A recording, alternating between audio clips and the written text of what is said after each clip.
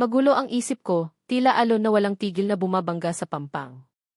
Sa gitna ng kaguluhan, umalingaw ang tinig ng isang ina, mariing sinisermonan ang kanyang anak. Mag-aral ka. Huwag puro kopya. Isang pahina ikaw, isang pahina ibang tao. Akala mo ba hindi makikita ng guro mo ang pagkakaiba? Nakakahiya. Paano kung sa high school, sa kolehiyo, palaging may ibang magsusulat para sa iyo? Aalis na sana ako upang humanap ng kapayapaan, ngunit ang mga salitang iyon ay tila kampanang paulit-ulit na tumatama sa aking pandinig. Magpapasulat sa iba. At doon, isang kidlat ang kumislap sa dilim ng aking isipan. Ang kakaibang testamento. Ang pirma ni Mama. Ang mga probisyong parang walang saysay. Unti-unting nagdudugtong, humahabi ng isang nakatagong hiwaga. Para akong pinukpok ng libo-libong bubuyog. Bigla akong napabangon. Totoo ang pirma. Ibig sabihin, kinilala ni Mama ang ikalawang pahina. Dalawa ang pahina ng testamento. Sa ikalawa, malinaw ang pirma niya, ang hatian ng mga ari-arian, mga lupa. Ngunit sa una, tungkol sa paglilipat ng shares, wala. Tanging fingerprint lamang. Baka napalitan ang unang pahina. Baka noong agaw buhay siya, pinilit siyang itatak ang daliri sa pahinang hindi kanya. Isang pahina huwad, isang pahina tunay, magkasamang pinagdikit ng parehong fingerprint at ng huling lagda. Isang perpektong huwad na testamento. Nang mabuo sa isip ko ang katotohanan ito, nanginig ang aking mga daliri. Ganito kahusay na pagkukubli, hindi ito gawa ng isang gabi. Maaaring ang pagkamatay ni Mama ay hindi isang aksidente. At ang pinakamalaking nakinabang, si Kenji. Plano ba niya ito? Sa dibdib ko'y umusbong ang matinding pangako. Kailangan kong muling silipin ang katotohanan sa likod ng pagkamatay ni Mama at ng mahiwagang testamento. Isang mapanganib ngunit matapang na ideya ang sumilay sa aking isip. Sa kasal ng ate ko, napakaraming kilalang tao, mga mamamahayag, mga mata ng lipunan. Sa tuktok ng kasayahan, tumindig ako sa harap ng lahat at winika, nais kong ipasuri muli ang sulat kamay sa testamento. Nag-alab ang anyo ni Kenji, na palaging mabait kung kaharap ang iba. Rina, napasuri na yan. Walang mali. Ngayon ay araw ng kasayahan, huwag kang manggulo. Ngunit buong lakas kong sinagot. Pasensya na, tiyo. Hiling ko lamang ay kapayapaan ng loob. Habang papalapit ang mga flash ng kamera, bumagsak ang luha ko. Hindi alam ng ate ko ang buong katotohanan, ngunit pinili niyang tumayo sa aking tabi. At sa harap ng mga bisita at mamamahayag, napilitan si Kenji na magpanggap na mabuting tiyuhin at ibinigay sa akin ang testamento ni Mama. Tahimik siyang nakangiti sapagkat alam niyang kahit ilang ulit kong ipasuri, iisa lamang ang kalalabasan. Sigurado siya sa kanyang panalo. Ngunit ako may ibang plano. Dali-dali kong dinala ang dokumento sa mga eksperto. Hindi lamang ang sulat ang nais kong suriin, kundi pati ang mismong tinta at papel. Kung hindi magkapareho ang batch ng papel, kung hindi sabay ang tinta, kung iba ang makina, patunay iyon ng kasinungalingan. At sa loob ng kalahating araw, dumating ang sagot. Tama ang hinala ko, mas huli nang isinulat ang unang pahina. Ibang papel pa, 70 gram ang una, 70 gram ang ikalawa. Itinago ko ang lahat at ginamit ang ebidensya bilang sandata laban kay Kenji. Noon, ang pamilyang Kurugan ay nasa gitna ng kaguluhan. Ang biglaang pagkamatay ni Mama ay nagbunga ng mga bulong-bulungan. Si Kenji naman, kulang ang kakayahan at maraming kamag-anak ang hindi siya iginagalang. Dagdag pa, bagong kasal ang ate ko sa pamilya Minazuki, hindi siya pwedeng makipagsapalaran. Kaya pumayag siya sa aking alok. Pansamantalang patahimikin ako, iyon ang kanyang tanging makatuwirang hakbang. Ngunit binigyan niya ako ng mabigat na pasya. Pumili ang mahalin ang taong iniibig ko o ang kunin ang bahagi ng kumpanya. 20 taon na ang nakalipas. Sa araw ng pagbabalik kasal ng ate ko, ako mismo ang nag-anunsyo, kinansela ko ang engagement na 3 taon nang nakatali. At sa mismong araw na iyon, tinanggap ko ang kalahati ng shares ni Mama. Opisyal akong pumasok sa kumpanya. Parang batong inihulog sa lawa, libo-libong alon ang kumalat. Lahat ng mata ay nakapako kay Kenji na napilitang tumango ng may bigat ang mukha. Umiyak ang ate ko. Tinawag akong baliw. Sinabi niyang sinayang ko ang pagkakataong makasama ang mahal ko hanggang dulo. Niyakap niya ako, humahagulgol hanggang mawala ng lakas. Niyakap ko rin siya, marahang pinapawi ang kanyang hapdi. Mahina kong ibinulong. Ate, hindi ako makakapayag. Isang beses lang gusto kong subukan. Paulit-ulit siyang umiiyak hanggang paos. Wala tayong laban, Rina. Tama na. Ayokong ilagay ka sa panganib. Mamuhay na lang tayo ng normal, pakiusap. Hinaplos ko ang kanyang balikat. Wala na si Mama. Ako ang sasalo sa pamilyang ito. Tinitigan niya ako, nanginginig ang labi. Bigla niyang sinampal ang sarili. Humagulgol siya. Wala akong silbi, hindi kita naalagaan. Hinawakan ko ang kanyang kamay, niyakap siya na parang batang nangangailangan ng pagdamay. Hindi, ate. Wala kang kasalanan. Hindi kita sinisisi. At sa huli, marahan niyang binitiwan. Kung gayon buhay mo yan. Pumili ka. 20 taon na ang nakaraan. Isang beses kong nilakasan ang loob. At sa laban na iyon, nakapasok ako sa kumpanya, tagumpay, ngunit binayaran ng puso. Sa loob ng 20 taon, palihim kong itinanim ang mga tao ko sa iba't ibang sangay ng kumpanya. Unti-unti kong binawi ang lahat ng bagay na minsang kinuha sa akin. At ngayong araw, sa wakas, ako'y muling may karapatang tumindig sa harap ninyo. Ngayon, higit na malaki at mas mabigat ang hawak ko kumpara noong 20 taon na ang nakaraan. At sa harap ng kahilingan na isama ang anak sa labas ng aking asawa sa talaan ng ating angkan, nagsimulang mag-ingay ang buong pamilya. Sa harap ng mga nakatatanda, mariing tumanggi ang aking tiyuhin na si Kenji. Rina, ang hinihiling mo ay hindi namin matatanggap. Kung sa kumpanya, pwede kang mag-ipon ng mga kakampi. Pero ang usaping may kinalaman sa dugo at pamana ng ating angkan, hindi iyan pwedeng pakialaman. Hindi ka nagkaroon ng sariling anak na lalaki, at ngayon ay ninanakaw mo pa ang anak ng iba. Paano natin tatanggapin yan? Hindi kami pumapayag. Bahagya kong iniangat ang aking mga mata at malamig na ngumiti. Tiyuhin ang mga salitang ganyan, dapat noon mo pa sinabi, 20 taon na ang nakararaan. Nag-umpisang magbulungan ang mga nakatatanda. Isang matandang pinsan ng aking ama ang nagbuntong hininga at sumabat. Kenji, sobra mo siyang pinalambing. 20 taon na ang nakalipas, pumayag kang magpasok siya ng sariling mapapangasawa. At ngayon, malinaw na ginagamit ka na niya para sa kapakinabangan niya. Agad kong sinamantala ang pagkakataon, nagbuhos pa ng apoy sa usapan. Eksakto. Iyan nga ang pagkatao ko.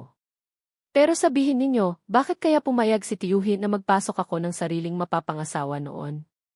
Muling bumaling ang mga tingin, puno ng pagdududa, kay Kenji. Ang bigat ng katahimikan ay tila bagang tali na pumipigtal.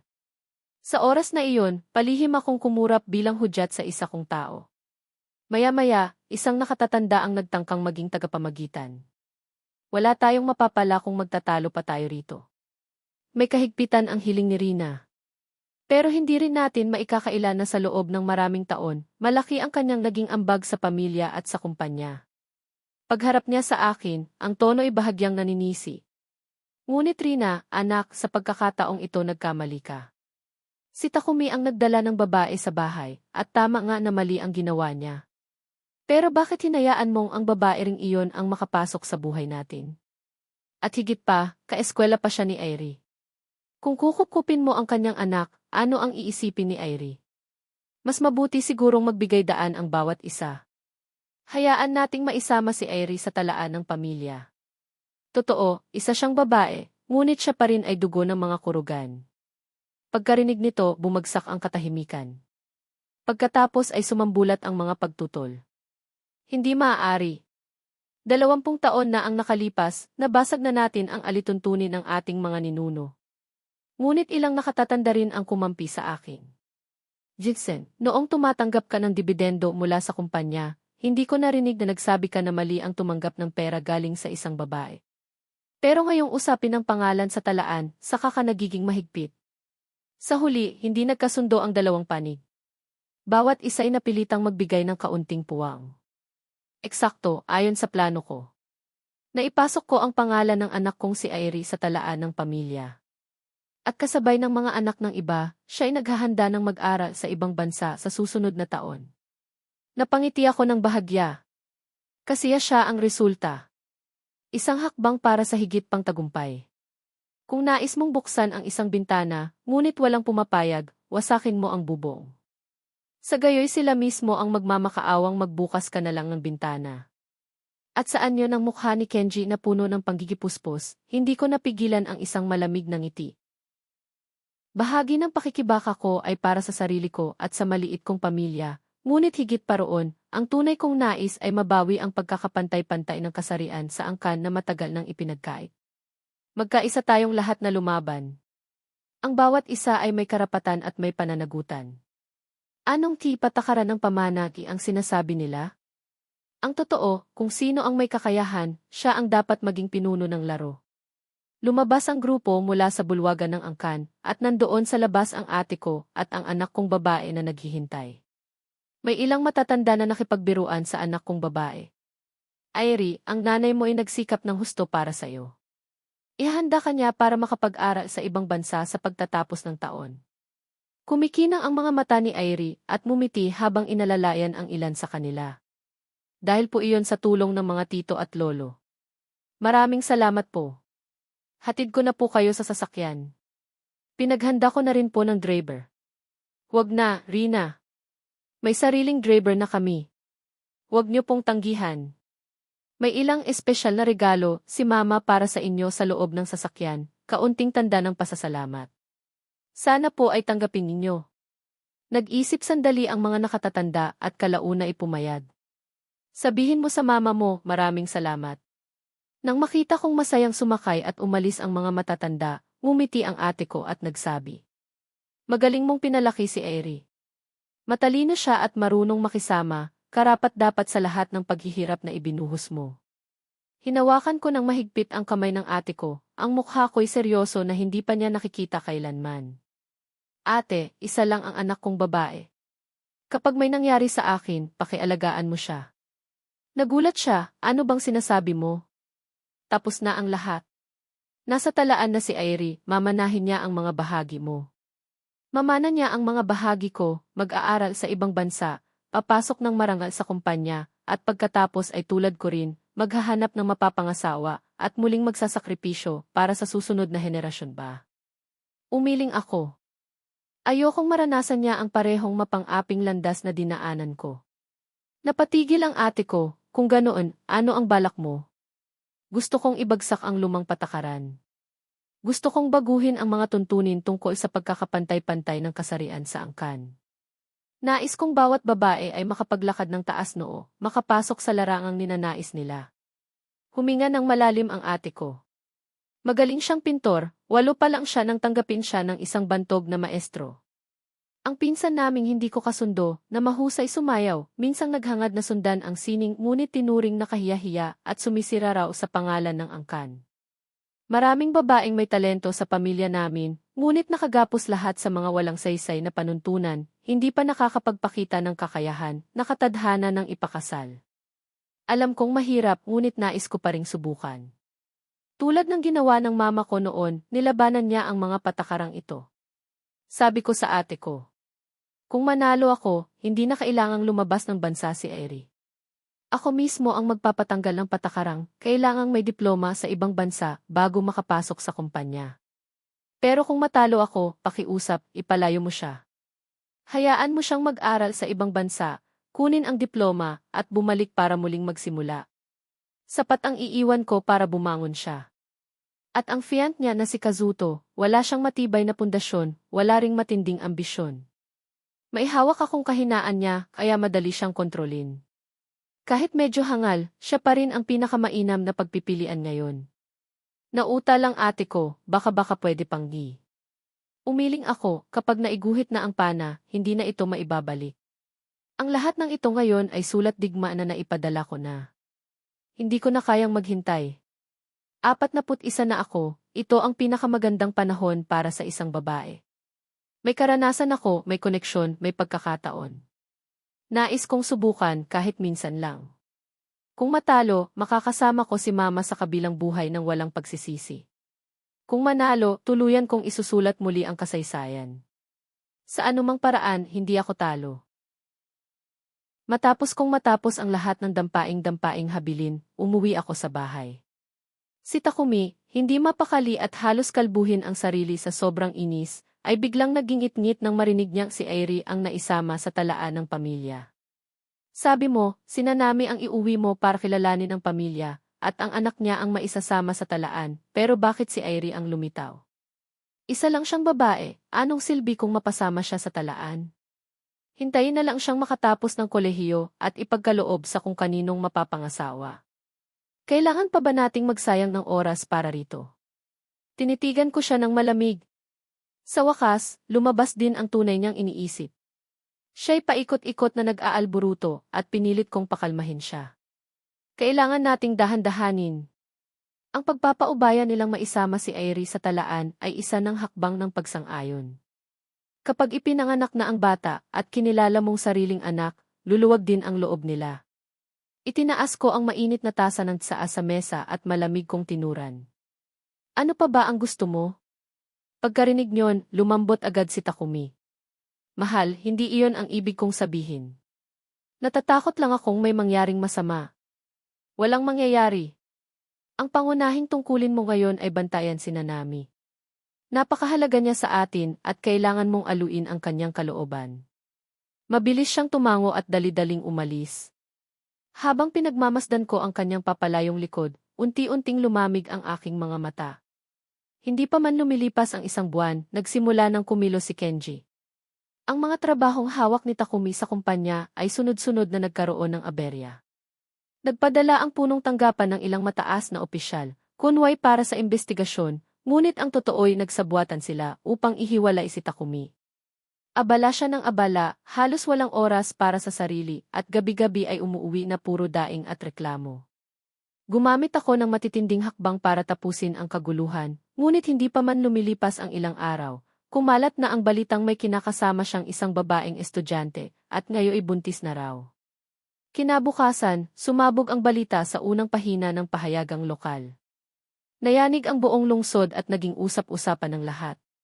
Mapanuyang mapanuyo pa ang mga pamagat ng dyaryo, tinagurian siyang pinakamalaking pabigat ng Tokyo. Sa bahay, halos sumabog siya sa galit, isang puot na wala namang saysay. May kumakalaban sa akin. May gustong sumira sa akin. Ako na mismo ang naglatag ng daan ng pag-urong. Mahal, bakit hindi ka muna magtago ng ilang panahon? Si Takumi ay walang kakayahan, ngunit hindi niya kailanman inamin ang sarili niyang kawalan ng silbi. Kaya nga hindi siya naging karapat-dapat na kalaban ni Kenji. Ngayon, ako na mismo ang nagmungkahi na siya ay magtago sandali. Sa loob-loob niya, tuwang-tuwa siya, ngunit sa labas ay gusto pa ring gamitin ang damdamin para magsalita. Hindi pwede, kung iiwan kitang mag-isa na humarap sa kaguluhang ito, makakaramdam ako ng pagkakasala. Pare-pareho tayong nasa iisang pamilya. Masyado namang formal ang ganyang salita. Mumiti siya ng may kasiyahan, tumingin sa akin, at hinalikan ang aking noo. Sige na, mahal, kapag humupa na ang lahat, ano mang ipagagawa mo, gagawin ko. Mumiti ako, hinaplos ang kanyang mukha na puno ng kulubot, at sa bihirang pagkakataon, nagsalita ako ng mailambing. Totoo bang gagawin mo ang kahit ano? Mula sa puso mo ba iyan? Sandali siyang napatigil, bago ako pinangakuan, syempre, handa ako. Hinawakan ko ang kamay niya at inayos ang kanyang kwelyo. Umalis ka na ngayon, gamitin mo ang kotse ko papuntang paliparan para mas ligtas. Ang sasakyan mo'y kilala na ng mga paparazzi. Pagkaraan ng ilang sandali, idinagdag ko pa, mas mabuti ring isuot mo ang jacket ko at ang sombrero ko, para hindi ka makilala ng mga reporter. Nakangiti siya, babalik din agad ako. Sina Nami, pakialagaan mo na muna. Huwag kang mag-alala, aalagaan ko siya ng maayos. Lalo na't ang bata sa sinapupunan niya ay apo ng ating pamilya. Sige, aalis na ako, mahal ko.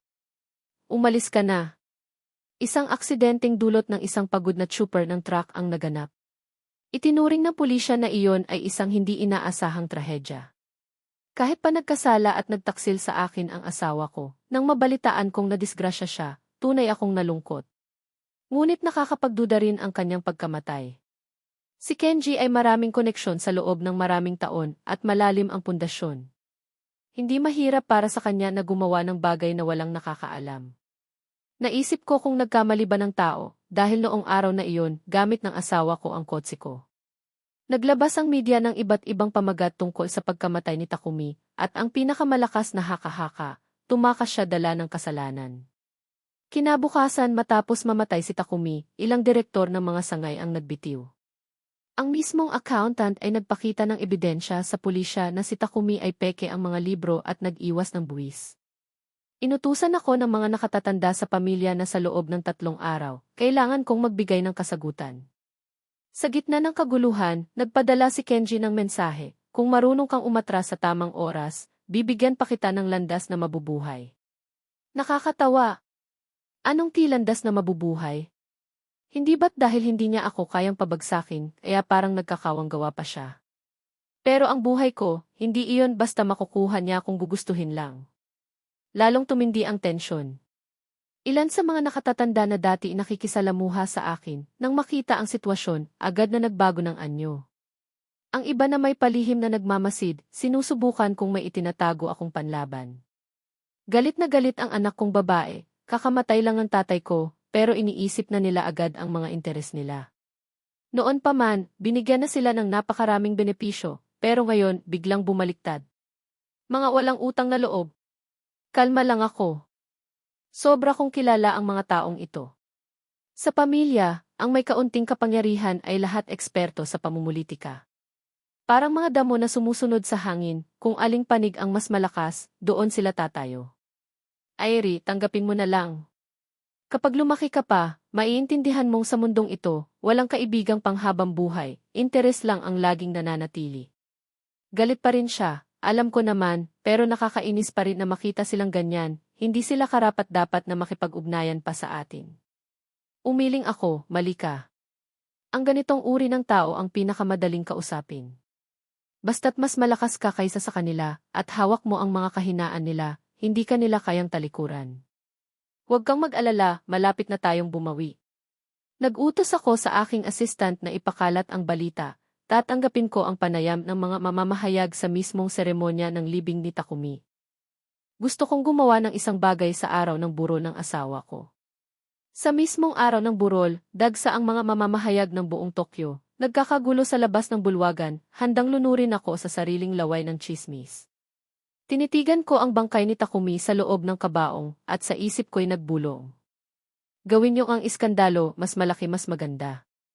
Pinakamainam kung buong mundo ang makakapanood. Kinaumagahan, napakaraming tao ang dumating. Ilang pinsan mula sa pamilya Kurugan at mga kamag-anak ko ay nandoon din. Ang pinsan kong si Sauta ay lumapit. Pinsan, nakikiramay ako. Ngunit sa kanyang mga matay bakas ang pangungutya. Sabi ko na sa'yo noon pa, huwag kang makikipaglaban para sa bagay na hindi talaga iyo. O, tingnan mo na ngayon, isa ka ng balo.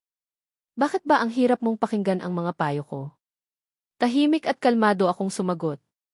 Hindi mo ba narinig ang kasabihang, ang tumatawa sa huli ang siyang tunay na nagwawagi? Napangiwi siya. Isi, tingnan natin hanggang saan tatagal ang tapang ng dila mo. Umiling ako. Siya pa rin ang dati, hindi marunong magpigil, walang ipinagbago sa dami ng taon, at wala ring naabot. Ako at ang anak kong babae ay nakasuot ng damit pangluksa. Ang mga flash ng kamera mula sa lahat ng direksyon ay halos bumulag sa amin. Biglang may isang reporter ang sumalubong at diretsong nagtanong. Yilvi, Rina, ano po ang masasabi ninyo tungkol sa usapin na ang asawa ninyong si Takumi ay may relasyon sa isang estudyanteng babae at nabuntis pa raw ito? Nagpakita ako ng anyong labis na sugatan at marahang pinahid ang sulok ng aking mga mata gamit ang panyong sinausaw ko sa katas ng sili. Napaka-epektibo, agad dumaloy ang luha ko. Hindi totoo yan. Hinding-hindi nangaliwa ang asawa ko. Lagi siyang may malasakit at pananagutan sa pamilya. Sumugod ang mga reporter, sunod-sunod ang tanong. Ginang Rina, pakilinaw po sa amin, mayroon kaming litrato ni na Ginoong Takumi at binibining na namin na magkasamang pumapasok at lumalabas sa iisang gusali. Nakahanda na ako sa sagot. 8 taon na ang nakalipas mula nang itatag namin ng asawa ko ang isang pondo para sa mga estudyanteng mahihirap sa kabundukan. Isa si Nanami sa mga tinulungan namin at kaibigan din siya ng anak ko. Malasakit lamang ng asawa ko ang ipinapakita niya, walang iba. Siguro nagkaroon lang kayo ng maling akala. Ngunit hindi tumigil ang mga reporter. Kung gayon, paano niyo ipaliliwanag na bago maaksidente si Ginoong Takumi, nakita pa siyang nakipagkita kay Nanami? Sinabi raw niya na ito ay damdamin lamang ng isang nakatatanda sa nakababata. Pinanatili ko ang malamig na anyo, taglay ang dignidad ng isang asawa. Iyan ay usapin ng aming pamilya. Buo ang tiwala ko sa aking asawa at wala akong obligasyong magpaliwanag ng malinaw sa inyo. Kung sinasabi niyo na nagkita nga sila ni Nanami at may kahina-hinalang nangyari, nandito naman gayon si Nanami. Mas mabuti sigurong siya na mismo ang tanungin ninyo, kaysa pilitin akong sumagot at hindi niyo rin paniniwalaan. Pagkasabi ko niyon, inalalaya ng aking assistant si Nanami na halatang buntis, papasok sa loob. Pakiusap, patayin ninyo muna ang flash at bigyan siya ng espasyo para makahinga. Tandaan, buntis siya. Inabot ko ang mikropono kay Nanami. Sige na, itanong ninyo sa kanya. Binibining Nanami, ano ba talaga ang relasyon mo kay Ginoong Takumi? Bakit bago siya pumanaw, hinanap ka pa niya? May kinalaman ka ba sa pagkamatay niya? Ang batang dinadala mo, sino ang ama? Bakit siya ang nag-alaga sa iyo at nagpaupa pa ng bahay para sa iyo?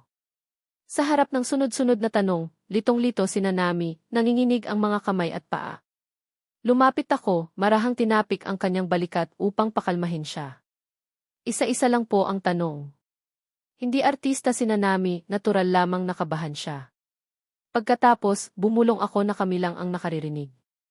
Alam mo na ang sasabihin, di ba? Kapag naging matagumpay, tutuparin ko ang ipinangako ko. Bahagyang tumango si Nanami, bahagyang nag-urong ng balikat. Pagkatapos ay iginala niya ang tingin, at sinimulang basahin ang script na itinuro ko sa kanya. Pasensya na, ayokong sagutin ang mga tanong ng mga mamamahayag sa ngayon, ayokong malagay sa panganib ang buhay ko at ng anak ko. Mabilis namang sumabat ang isang reporter. Ginang Nanami, pakilinaw po, bakit ninyo nasabi iyon? May banta ba sa inyo? At may misteryo ba sa pagkamatay ni Ginoong Takumi? Sumagot si Nanami, halatang nanginginig. Hindi ko rin masabi ng malinaw, pero noong araw na nangyari ang aksidente, alam na niya na may panganib siyang kakaharapin. Dumalaw siya sa akin tapos agad-agad na umalis. Habang sinasabi ito, kitang-kita sa mukha ni Nanami ang matinding takot. Kung ganon, Miss Nanami, ang batang dinadala mo ba ay anak ni Ginoong Takumi? Tumingin muna si QDV sa akin bago umiling, hindi, wala akong kaugnayan sa kanya, malinis ang lahat. Ayon sa mga impormasyong nakuha namin, si Miss Nanami raw ay minsang dumalo sa pagtitipon ng pamilya, kasama si Ginoong Takumi, at sinabi na nais niyang maisama ang bata sa talaan ng angkan ng mga kurugan.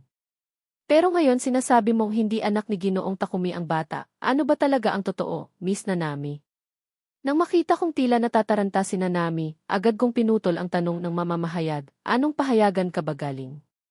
Alam ng lahat na ikinasa si Ginoong Takumi sa akin 20 taon na ang nakalilipas. Kung talagang anak niya sa labas ang bata sa sinapupunan ni Q, sa tingin mo ba mailakas loob siyang dalhin dito at ipasok pa sa talaan ng angkan ng mga kurugan? Ano bang tingin niyo sa amin, mga tanga? Matindi at matatag ang aking pagtutol. Nagkatinginan ang mga mamamahayag, hindi makasagot dahil sa lohika ng aking sinabi. Maya-maya, isa pang mamamahayag ang nagtanong, kung ganoon, Miss Nanami, bakit ka dumalo sa pagtitipon ng pamilya kurugan? Kagatlabi si Nanami bago sumagot, iyon ay dahil ang ama ng dinadala kong bata ay galing din sa pamilya kurugan. Nang malaman iyon, si Ginoong Takumi mismo ang nagdala sa akin dito upang tanggapin bilang bahagi ng angkan. Pero hindi ko inasahan na Nag-ingay at kumulo ang lugar, Miss Nanami, pakilinaw, sino sa pamilya kurugan? At sa palagay mo ba may kaugnayan ang pagkamatay ni Ginoong Takumi sa pamilyang kurugan? Hindi ko maaaring sabihin. Huwag niyo na akong pilitin, kung magsasalita ako, baka hindi ko nakayanin pang mabuhay. Pagkasabi niya nito, sabay-sabay na tumingin ang lahat kay Nanami. Hindi na nakatiis ang pinsan kong si Sauta, ano bang pinagsasasabi mo? Ang batang iyan ay anak ni Takumi, walang kinalaman sa pamilya kurugan. Pinahid ko ang luha gamit ang panyo, nagpakita ng matinding dalamhati. Patay na si Takumi, kailangan mo pa ba siyang dungisan? Mabuti. Kung ganun pala, kahit ang sariling pamilya ay hindi ako pinaniniwalaan. Ngayon, sasabihin ko na ang lahat. Agad akong inabutan ng anak kong babae ng isang folder. Binuksan ko at inilabas ang isang ulat, bigla ang pagkamatay ng asawa ko, maraming palaisipan. Ako at ang anak ko ay labis na nanghihina, ayaw na sanang balikan ang sugat na ito. Ngunit dahil patuloy ang mga tanong ninyo, wala akong magawa kundi isiwalat ang lahat. Ang asawa ko, si Takumi, ay nagkasakit noong pandemya ng 2020. Sa gamutan, dahil sa labis na paggamit ng gamot, bumaba ang kakayahan ng kanyang mga semilya. Ayon sa medical report noong 2022, hindi na siya makakapagkaanak. Kaya't ang batang dinadala ni Miss Nanami ay tiyak na hindi anak ng asawa ko. Tahimik ang lahat. Ang ulat na ito ay itatago ko dahil iyon ang huling hiling ng aking yumaong asawa. Mabuti pa siguro mag-uwian na kayo. Huwag na ninyong guluhin ang pamilya ko. Sa simula, ginawa ko ito alang-alang sa kanya. Ang isang lalaking palaging nangungulila sa anak na lalaki, kung malalaman niyang hindi na siya kayang magkaanak, gaano kalaking dagok iyon. Ngunit hindi ko inakalang tatapatan niya ako ng ganitong regalo. Itinuro ko si Nanami. Kung alam ni Takumi na ang babaeng inalagaan niya ng husto ay nagdadalang tao ng anak ng ibang lalaki at siya ay isang taong niloko lamang, baka tuluyan siyang nabaliw. Ano man ang kasalanan ng asawa ko noon, nakaraan na iyon. Siya pa rin ang ama ng aking anak na babae. Kaya tigilan na ninyo. Siya mismo ay nagbayad na sa kanyang mga pagkakamali. Nang makita kong natigilan ang lahat, alam kong iyon na ang tamang oras.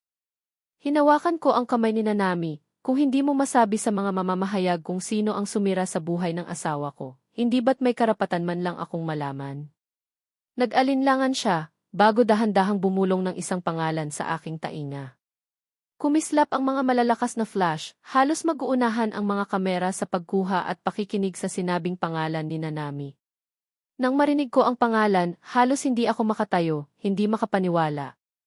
Umatras ako ng ilang hakbang bago tuluyang bumagsak at nawalan ng malay. Mabilis na natapos ang burol sa gitna ng kaguluhan.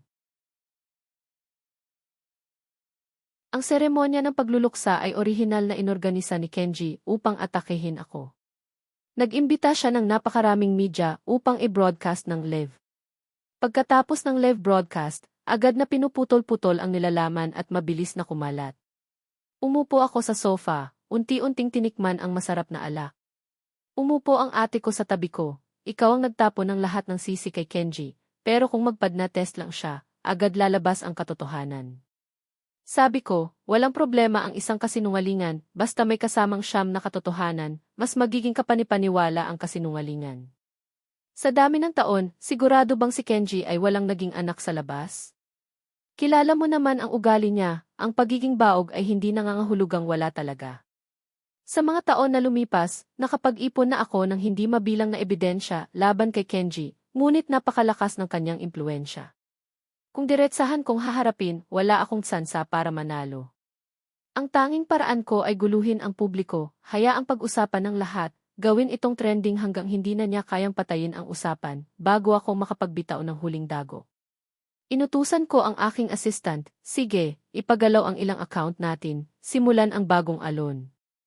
Kinagabihan, isang marketing account na nagngangalang Mas Lalong Hukayin, Mas Lalong Lumalaki ang nag-post ng isang video. Mas Lalong Hukayin, grabe, may kaibigan akong dumalo sa seremonya at nakuhanan niya ng video si Narina at Nanami habang nag-uusap.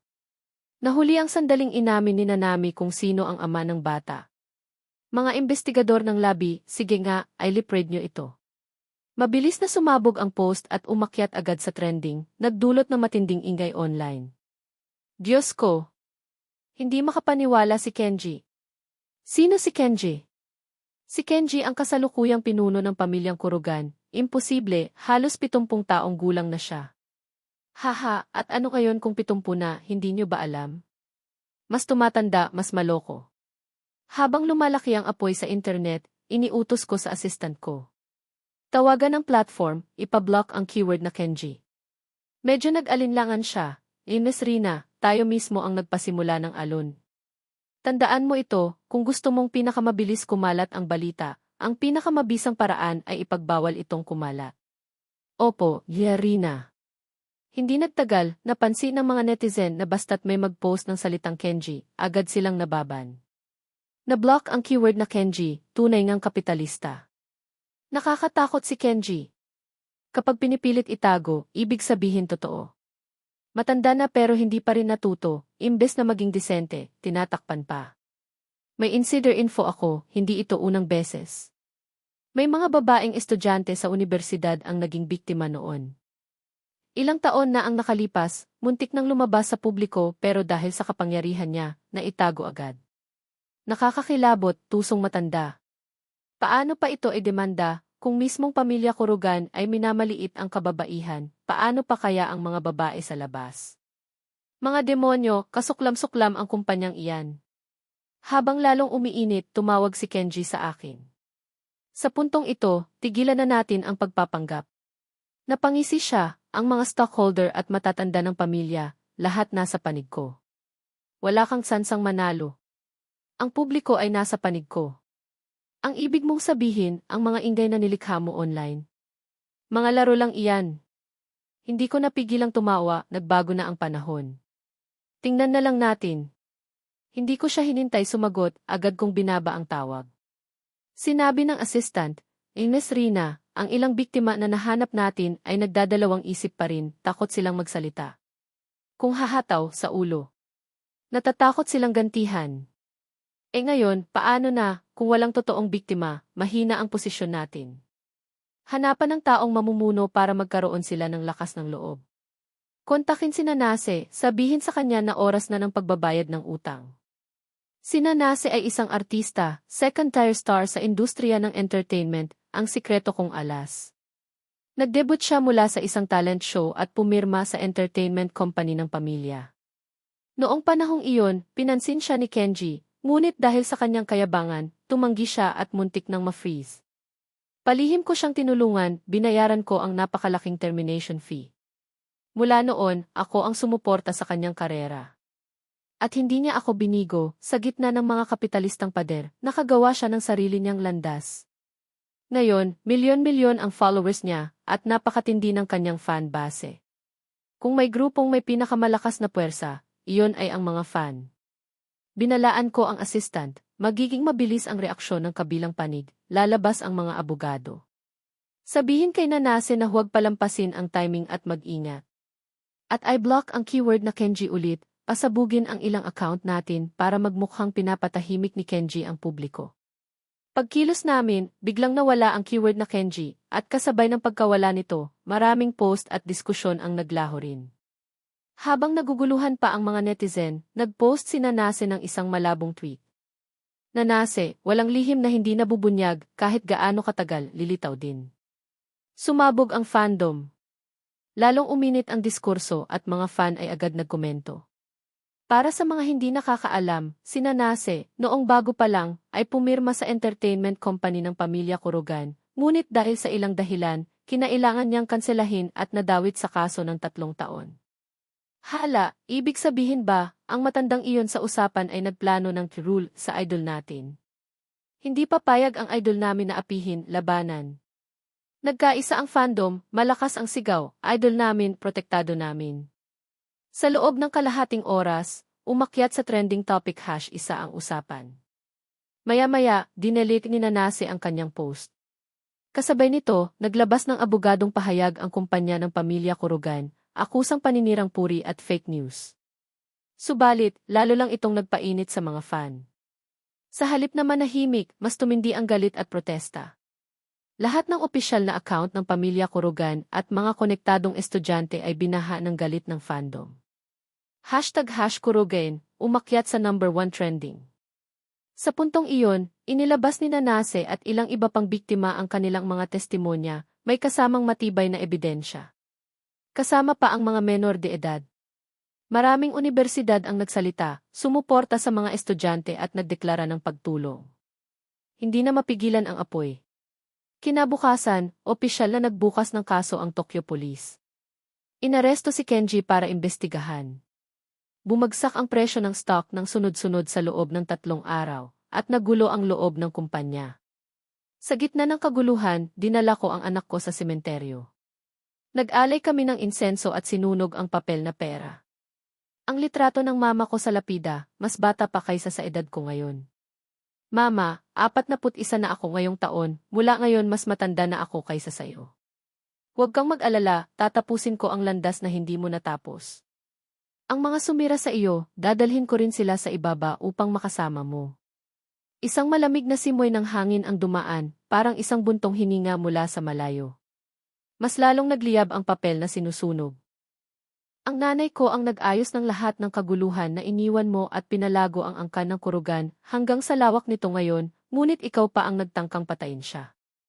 Karapat-dapat ka talagang mamatay. Humihingal siya, dapat sa akin talaga ang angkan ng kurugan. Inutusan lang siya ng bulok na propetang iyon ng pamilya, sinabing ang kapalaran ay nakalaan sa mga babae, at inagaw niya ang kapangyarihan sa akin. Habang nagsasalita, lalo siyang nagiging marahas, at ang kulubot niyang mukha ay namumula.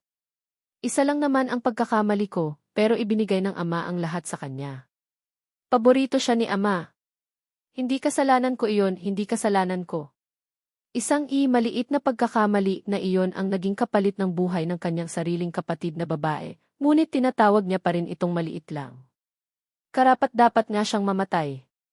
Hinawakan ko ang kanyang kamay, yumuko malapit sa kanyang tainga at mahinahong nagsalita, Tito, hindi nagkamali ang propetang iyon. Ang kapalaran ay talaga namang nakalaan sa mga babae. Tingnan mo ang sitwasyon ngayon, hindi ba't natupad na?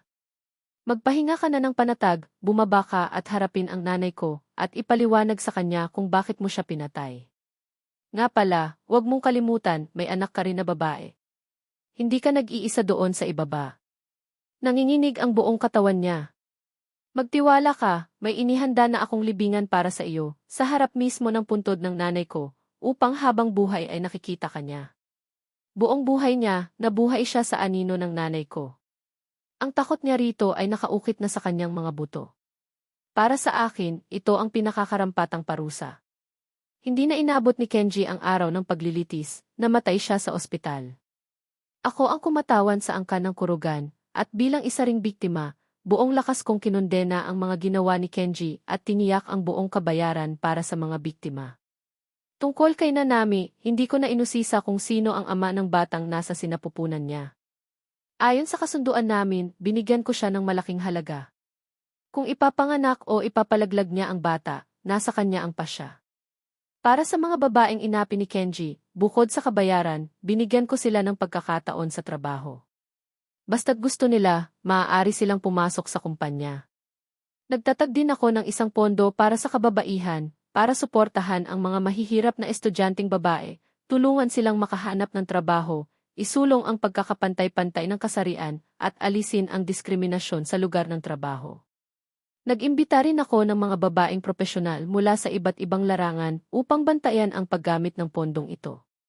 Magaling ang ginawa mo, hindi mo direktang binanggit si Zhaoxin, ngunit ipinako mo siya sa haligi ng kahihiyan. Napakahusay. Sabi ng ate ko habang umiinom ng tsaa. Umiti ako, bihira mo akong purihin ng ganyan. Talaga?